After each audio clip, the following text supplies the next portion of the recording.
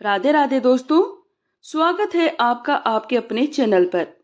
ये कहानी उस समय की है जब धरती पर नैतिकता और श्रापों की शक्ति को सबसे बड़ा माना जाता था। एक छोटे से गांव में कुम्हारों की बस्ती थी। सिर्फ 8-10 घर उसमें थे। कुछ कुम्हार घड़े बनाते थे तो कुछ मिट्टी के बर्तन। इसी बस्ती में मोहन नाम का एक मेहनती, दयालु और ईमानदार कुम्हार भी रहता था। वह घड़े बनाकर बेचता और जैसे तैसे अपने परिवार का गुजारा करता था। लेकिन गरीबी के बावजूद उसका दिल बड़ा था। कोई साधु, सन्यासी या भिक्षुक उसके दरवाजे पर आता तो बिना खाना खिलाए वापस नहीं जाता। मोहन की बनावट में इतना हुनर था कि उसके बनाए मटके बहुत ही मजबूत और टिकाऊ होते थे। वहीं उसके पड़ोस में रघु नाम का एक कुमार और रहता था, बिल्कुल विपरीत स्वभाव का। वो बहुत ही आलसी और कामचोर था। सुबह देर तक सोता और दोपहर ढलने के बाद ही अनमने मन से थोड़ा बहुत काम करता। उसकी पत्नी उसे रोज समझाती थी कि अगर वह मेहनत नहीं करेगा तो एक दिन भीख मांगनी पड़ेगी, मगर रघु के कान पर जू तक ना रेंगती। एक दिन दोपहर को रघु अपने बिस्तर पर आलस में पड़ा था। तभी उसकी पत्नी ने उसे उठाया। अब तो दोपहर हो गई है जी, काम पर नहीं जाएंगे क्या? देखिए, आपका पड़ोसी मोहन तो सुबह से मेहनत में लगा हुआ है और अब तक इतने सारे मटके भी बना चुका है। रघु चिढ़ गया। अरे बस कर भाग्यवान, उसकी तारीफ सुन सुनकर मैं तो तंग आ गया हूँ। इसी बीच गांव में एक अमीर सेठ आया। वह सीधा मोहन के पास पहुंचा और बोला, मोहन भाई, अगले हफ्ते मेरी बेटी की शादी है। मुझे 100 घड़े चाहिए। मोहन ने आसमान की ओर देखा और मन ही मन भगवान को धन्यवाद कहा और बोला, सेठ जी, चिंता मत कीजिए, मैं एक हफ्ते में आपके लिए 100 मटके तैयार कर दूंगा। अभी उनकी बातचीत चल ही रही थी कि रघु वहां आ धमका। उसने तुरंत सेठ जी से कहा, सेठ जी, मोहन को छोड़िए, मैं आपको 80 मटकों की कीमत में 100 मटके बनाकर दे दूंगा। सेठ ने बिना झिझक के जवाब दिया, पैसे की बात नहीं है भाई, मोहन के बनाए मटके मजबूत और टिकाऊ होते हैं और ये तो सुबह से लेकर शाम तक काम करता रहता है। लेकिन तुम्हारे बारे में तो पूरा गांव जानता है, आलसी और कामचोर हो और भरोसे के लायक नहीं हो। ये सुनकर रघु मुंह लटकाए वहां से लौट आया। घर पहुंचते ही उसकी पत्नी ताने मारने लगी, क्यों जी, करवा आए ना अपनी बेइज्जती, कभी तो मेरी बात मान लिया करो। रघु, लिया करो जी। रघु गुस्से में आग बबूला हो गया। उधर ये गांव राजा विक्रम सेन का था।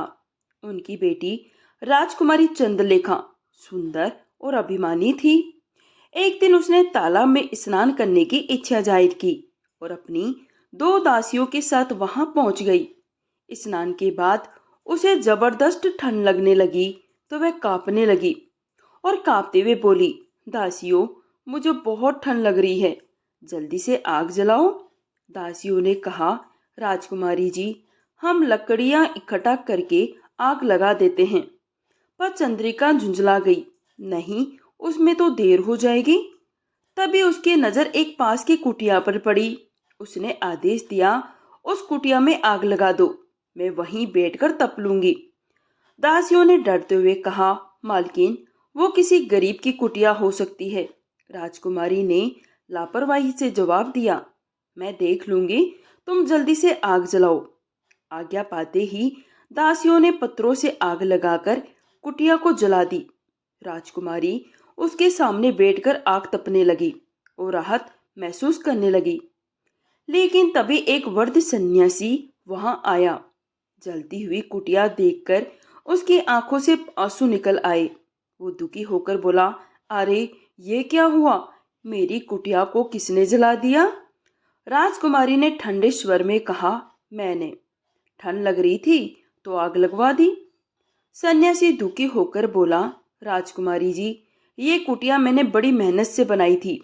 चंद्रिका ने अभिमान में कहा, मैं राजा की बेटी हूँ, तुम्हारे लिए महल जैसा पक्का घर बनवा दूंगी।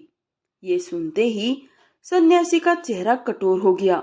उन्होंने कहा, तुम्हें अपने राजकुमारी होने का बड़ा घमंड है, लेकिन याद रखना, मेहनत से बनी झोपड़ी दान में मिले महल से कई ज्यादा गुना कीमती होती है।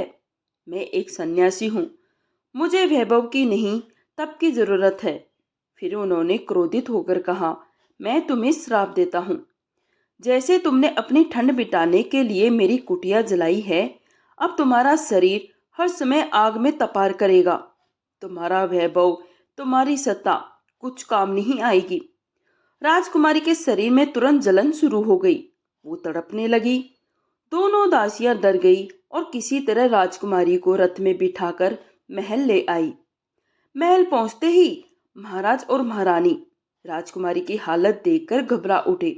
राजा ने पूछा, बेटी, ये कैसी हालत हो गई है? तुम दासियों ने पूरी घटना विस्तार से सुनाई, तालाब से लेकर सन्यासी के श्राप तक। राजा स्तंभ रह गया। चंद्रिका रोते हुए बोली, पिताजी, मेरा पूरा शरीर जलता सा जा रहा है। मुझे नहीं पता ये कौन सा रोग है। कुछ कीजिए, नहीं तो मैं मर जाऊंगी। राजा ने तुरंत मंत्री को आदेश दिया, जाओ उस सन्यासी को ढूंढो, उनसे क्षमा मांगनी होगी। यदि उन्होंने श्राप वापस नहीं लिया तो हमारी बेटी कभी ठीक नहीं हो पाएगी। राजा की आज्ञा पाते ही सिपाही और कोतवाल सन्यासी की खोज में निकल पड़े।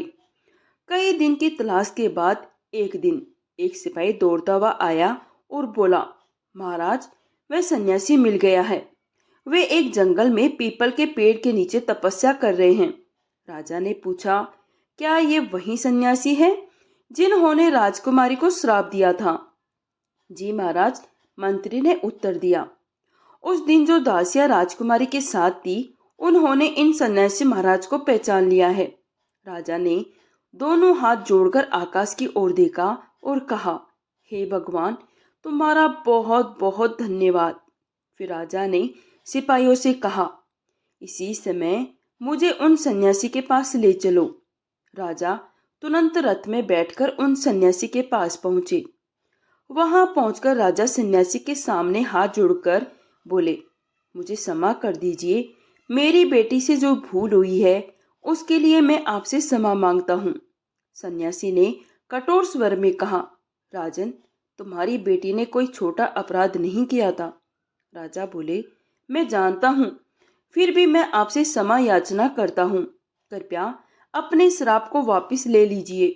मेरी बेटी नादान है, लेकिन आप मेरा तो कुछ लिहाज कीजिए।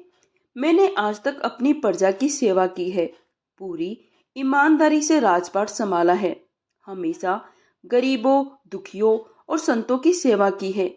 क्या मेरे इन पुण्य कर्मों का फल यही होगा? मेरी बेटी कष्ट भोगेगी? क्या दया और ईमानदारी की कोई कीमत नहीं? राजा की बातें सुनकर सन्यासी थोड़ी देर मौन रहे, फिर बोले, राजन, तुम्हारी दयालुता और न्यायप्रियता के बारे में मैंने भी बहुत सुना है। वैसे तो तुम्हारी बेटी का अपराध क्षमा करने योग्य नहीं है, लेकिन तुम्हारे जैसे धर्मपरायण राजा की विनती को ठुकरा नहीं सकता। उन्होंने आगे कहा, मैं अपने श्राप को पूरी तरह तो वापस नहीं ले सकता, लेकिन उससे मुक्ति का उपाय बता सकता हूँ। ध्यान से सुनो, क्योंकि तुम्हारी बेटी ने मेरी कुटिया जलाकर अपने शरीर को गर्म किया था, इसलिए मैंने उसे ऐसा श्राप दिया कि उसका शरीर हमेशा जलता रहेगा।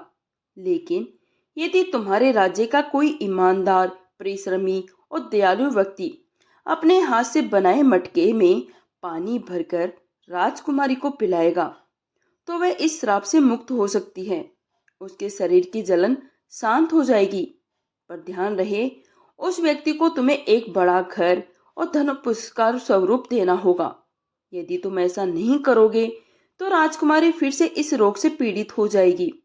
राजा ने हाथ जोड़ते हुए कहा, आप धन्य हैं।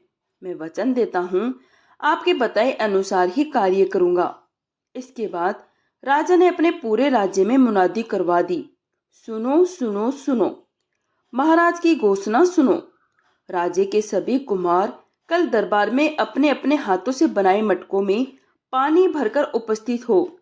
यदि किसी एक मटके का पानी पीने से राजकुमारी स्वस्थ हो जाती है तो उस कुम्हार को राजमहल की ओर से एक बड़ा घर और बहुत सा धन इनाम में दिया जाएगा। ये घोषणा सुनकर मोहन और रघु भी मुनादी करने वाले सैनिक के पास पहुंचे। रघु ने मजाकिया अंदाज में पूछा, क्यों भाई, क्या राजमहल में पानी खत्म हो गया है जो महाराज अब कुम्हारों के मटकों का पानी पीना चाहते हैं? सैनिक ने मुस्कुराकर कहा, ऐसा नहीं है। दरअसल राजकुमारी को एक सन्यासी ने श्राप दे दिया है जिससे वे एक अजीब रोग से पीड़ित हो गई है। अब वह तभी ठीक हो सकती है जब किसी ईमानदार और दयालु व्यक्ति द्वारा बनाए गए मटके का पानी पिएगी। ये सुनकर मोहन चुप हो गया, लेकिन रघु के मन में लालच जाग उठा। वह सोचने लगा, अगर किस्मत साथ दे तो हो सकता है मेरे मटके का पानी ही राजकुमारी को ठीक कर दे, मुझे वह घर और धन मिल जाए। दोनों अपने अपने घर चले गए। रघु ने ये बात अपनी पत्नी को बताई। पत्नी व्यंग करते हुए बोली, देखा आपने, अगर आप ईमानदार और मेहनती होते तो आपके मटके का पानी राजकुमारी को ठीक कर देता और हमें इनाम में एक बड़ा सा घर मिल जाता, लेकिन अब तो कुछ कहने को बचा ही नहीं। रघु ने रहस्यमयी मुस्कान के साथ जवाब दिया, अरे जो भी हो, नया घर और धन तो अब मुझे ही मिलने वाला है। पत्नी को लगा कि रघु को कोई सदमा लग गया है। उस रात रघु अपने हाथ का बना मटका लेकर घर से निकला।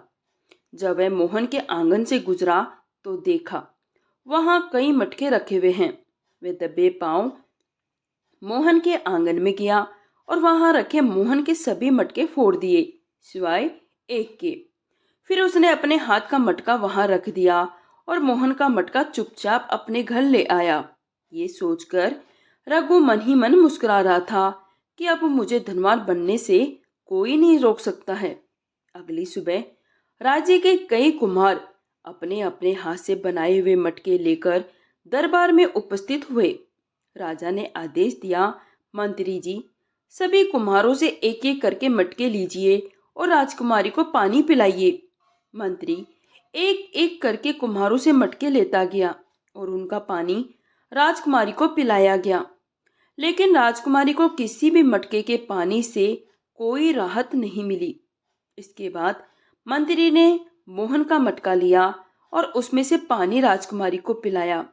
दरबार में उपस्थित सभी लोगों को पूरा विश्वास था कि अब राजकुमारी ठीक हो जाएगी, क्योंकि मोहन जैसा ईमानदार और दयालु कुमार पूरे राज्य में क्या, दूसरे राज्य में भी नहीं था।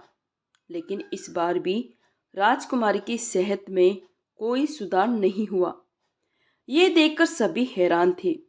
तभी रघु ने आगे आकर कहा, मंत्री जी, पूरे राज्य में मुझसे ज्यादा सच्चा, ईमानदार और दयालु कुम्हार कोई नहीं है। आप मेरे मटके का पानी राजकुमारी को पिलाइए, वह अवश्य ही ठीक हो जाएगी। मंत्री ने रघु के हाथ से मटका लिया और उसका पानी राजकुमारी को पिलाया। पानी पीते ही सच में राजकुमारी बोल उठी, पिताजी, इस पानी की एक घूंट पीते ही मेरे शरीर में जो जलन हो रही थी वह एकदम ठीक हो गई है। ये सुनकर राजा अत्यंत प्रसन्न हुआ और बोला, इसका मतलब है अब तुम्हारे ऊपर से श्राप का असर पूरी तरह समाप्त हो चुका है। पूरे दरबार में खुशी की लहर तोड़ गई। राजा ने मंत्री से कहा, मंत्री जी, क्योंकि रघु की वजह से राजकुमारी ठीक हुई है, इसलिए इसे एक बड़ा सा घर और 1000 सोने की मुद्राएं इनाम में दी जाए। लेकिन रघु अपने मन में जानता था ये सब उसकी एक चाल का परिणाम था। वहीं अन्य कुमार हैरान थे कि आखिर ये कैसे संभव हुआ। रघु जैसा आलसी, झूठा और निकम्मा व्यक्ति, उसका मटका कैसे प्रभावशाली हो सकता है। सभी लोग निराश होकर अपने अपने घरों को लौट गए।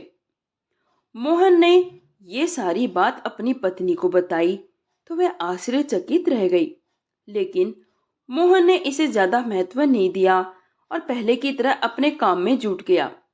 दूसरी ओर राजा के आदेश पर रघु को एक बड़ा सा सुंदर सा घर बनाकर दिया गया और साथ ही 1000 सोने की मुद्राएं भी प्रदान की गई। अब रघु अपनी पत्नी के साथ उस घर में आराम से रहने लगा। उधर मोहन फिर से पूरी मेहनत और ईमानदारी से अपना काम करने लगा। इस घटना को केवल 2 दिन ही बीते थे कि अचानक एक दिन राजकुमारी की तबीयत फिर से बिगड़ गई। उसने अपने पिताजी से कहा, पिताजी, मेरे पूरे शरीर में फिर से आग की तरह जलन हो रही है। ऐसा लगता है कि मैं फिर से उसी विचित्र रोग से पीड़ित हो गई हूँ। राजा चिंतित होकर बोला, ये कैसे हो सकता है बेटी? हमने तो सन्यासी महाराज के निर्देशानुसार एक ईमानदार व्यक्ति के हाथ से बनाए गए मटके से तुम्हें पानी पिलाया था और उस व्यक्ति को उचित इनाम भी दिया गया था।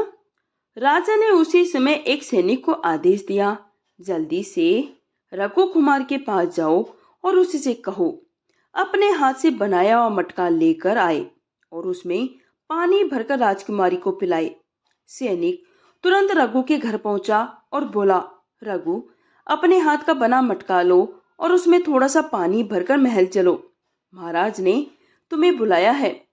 उस समय रघु के घर में वही मटका रखा हुआ था जो उसने पहले इस्तेमाल किया था। उसने जल्दी में वही मटका उठाया और उसमें पानी भरकर महल पहुंच गया। राजा ने कहा, रघु, जल्दी से अपने हाथ से बनाए हुए मटके से राजकुमारी को पानी पिलाओ। राजकुमारी के शरीर में जलन बढ़ती जा रही है। लेकिन इस बार जैसे ही रघु ने राजकुमारी को अपने मटके से पानी पिलाया, राजकुमारी को कोई भी राहत नहीं मिली। वह कराते हुए बोली, पिताजी, अभी भी मेरा पूरा शरीर आग की तरह तप रहा है। लगता है मैं मर जाऊंगी। राजा ने क्रोधित होकर कहा, रघु, ये क्या हो गया? पिछली बार तुम्हारे मटके से पानी पीकर राजकुमारी ठीक हो गई थी, लेकिन अब ऐसा क्यों नहीं हुआ? रघु बोला, महाराज, मुझे इस बारे में कुछ नहीं मालूम। राजा ने कहा, अगर तुम्हें नहीं मालूम तो फिर किसे मालूम? फिर राजा ने अपने मंत्री से कहा, मंत्री जी, रथ निकालिए, मैं उस सन्यासी महाराज से मिलकर बात करना चाहता हूँ। राजा तुरंत सन्यासी के पास गया और पूरा हाल सुनाया। सन्यासी ने कहा, राजन, मैंने आपसे कहा था, जिस सच्चे, ईमानदार और दयालु व्यक्ति के हाथ से बना हुआ मटका होगा, उसी से निकले पानी को पीने पर राजकुमारी ठीक होगी और आपको उस व्यक्ति को एक बड़ा सा घर इनाम में देना होगा। यदि आप ऐसा नहीं करेंगे तो श्राप फिर से असर करेगा। राजा बोले, मैंने तो उसे घर और धन दोनों इनाम में दिए हैं। सन्यासी बोले, क्या आप निश्चित रूप से कह सकते हैं कि वे मटका उसी व्यक्ति ने बनाया था? अब राजा समझ गया कि कुछ ना कुछ तो गड़बड़ है। वे तुरंत महल लौटा और रघु पर गुस्से में गरज कर बोला, सच सच बताओ रघु, पिछली बार जो मटका तुम लाए थे वे तुम्हारा बनाया हुआ था या नहीं? अगर वह तुम्हारा होता तो आज भी तुम्हारे मटके से पानी पीकर राजकुमारी ठीक हो जाती। अगर तुमने झूठ बोला है तो तुम्हारी खैर नहीं। रघु समझ गया कि उसकी चोरी पकड़ी गई है। उसने सिर झुकाकर कहा, महाराज, मुझसे भारी भूल हो गई। मेरे घर के पास रहने वाला कुमार मोहन एक सच्चा, ईमानदार और दयालु इंसान है। मुझे पता था उसके हाथ के मटके से ही राजकुमारी ठीक हो सकती है, इसलिए उस रात मैंने उसके घर से चोरी से मटका उठाया और सुबह उसे अपना बताकर पानी पिलाया ताकि मुझे धन घर इनाम में मिल सके। ये सुनकर राजा का गुस्सा 7वें आसमान पर पहुंच गया। दरबारी भी स्तंभ रह गए। राजा ने आदेश दिया, मोहन को तुरंत दरबार में हाजिर किया जाए। एक सिपाही मोहन के घर पहुंचा और बोला, मोहन, महाराज ने तुम्हें बुलाया है और हाँ, अपने हाथ से बनाया हुआ एक मटका और उसमें थोड़ा सा पानी साथ लेकर चलो। मोहन हैरान था, महाराज ने मुझे क्यों बुलाया है? ऐसा क्या हो गया? सिपाही बोला, तुम जल्दी से हमारे साथ चलो, बाकी बातें महल में महाराज से पूछ लेना। मोहन अपनी पत्नी के साथ महल की ओर चल पड़ा। जब वे महल में पहुंचे तो उन्होंने नम्रता से कहा, महाराज की जय हो, बताइए हमारे लिए क्या आदेश है? राजा ने मंत्री को आदेश दिया कि मोहन के मटके का पानी राजकुमारी को पिलाया जाए। मंत्री ने जैसे ही मोहन के मटके का पानी राजकुमारी को पिलाया, वह तुरंत कहने लगी, पिताजी, इसका एक घुट पीते ही मेरे शरीर की सारी जलन गायब हो गई है। अब मैं बिल्कुल ठीक महसूस कर रही हूँ। ये सुनकर राजा ने कहा, मोहन, जो धन और घर रघु को दिया गया था, अब वह तुम्हें दिया जाएगा। मोहन बोला, लेकिन महाराज, मुझे कुछ समझ में नहीं आया। पहले तो राजकुमारी रघु के मटके का पानी पीकर ठीक हो गई थी, फिर वह दोबारा श्राप से ग्रसित कैसे हो गई, और इस बार मेरे मटके का पानी पीकर फिर से ठीक कैसे हो गई। राजा ने कहा, मोहन, वो मटका भले ही रघु लेकर आया था, लेकिन असल में वह मटका तुम्हारे हाथ का बना हुआ था। इसके बाद राजा ने पूरी सच्चाई विस्तार से मोहन को बता दी। ये सुनकर मोहन हैरान रह गया। तब राजा ने कहा, मोहन, अब तुम अपनी पत्नी के साथ उस नए घर में जाकर रहना शुरू कर दो, और रघु ने जो धोखा दिया है उसके लिए मैं उसे कठोर दंड दूंगा। मोहन ने हाथ जोड़कर कहा, महाराज, क्षमा कीजिए। रघु ने जो भी किया वह गलत था, लेकिन वह भी मेरी तरह एक गरीब कुम्हार है। कृपया उसे कोई दंड ना दे, उसे क्षमा कर दीजिए। राजा ने मोहन की बात सुनकर कहा, मोहन, सचमुच तुम एक अच्छे और दयालु इंसान हो। जिसने तुम्हारे साथ धोखा किया, तुम उसके लिए भले के बारे में सोच रहे हो, इसलिए मैं तुम्हारी बात को नहीं काटूंगा। मैं रघु को क्षमा करता हूँ। ये सुनकर रघु ने मोहन के आगे हाथ जोड़कर उसे धन्यवाद दिया। इसके बाद मोहन अपनी पत्नी के साथ उस बड़े से घर में आराम से रहने लगा।